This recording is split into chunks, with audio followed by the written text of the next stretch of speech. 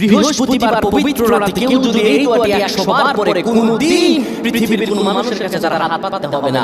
পৃথিবীর সবকিছু তার পায়ের নিচে আল্লাহ হাজির করে দিবেন। তার রিজককে মুক্তি দান করবেন, বিপদ আপদ থেকে মুক্তি দান করবেন, তার সম্মানকে সুউচ্চতা দান করবেন, অসুস্থতা থেকে দূরে রাখবেন। আল্লাহর অশেষ দয়া ও রহম তাকে দান করে দিবেন। সুবহানাল্লাহ। বৃহস্পতিবার রাত এটি গুরুত্বপূর্ণ রাত। এই রাত সপ্তাহে একদিন আসে। আরবিতে রাত আগে আসে, দিন পরে আসে। সুতরাং বৃহস্পতিবারের যে দিন গিয়ে রাত, এটি বৃহস্পতিবারের রাত নয়, এটি শুক্রবারের রাত, এটি জুমাবারের রাত, এটি দোয়া কবুলের রাত, আল্লাহর কাছাকাছি যাওয়ার রাত। সুবহানাল্লাহ। এই বৃহস্পতিবার রাত আল্লাহ তাআলা বান্দার দোয়া কবুল করেন।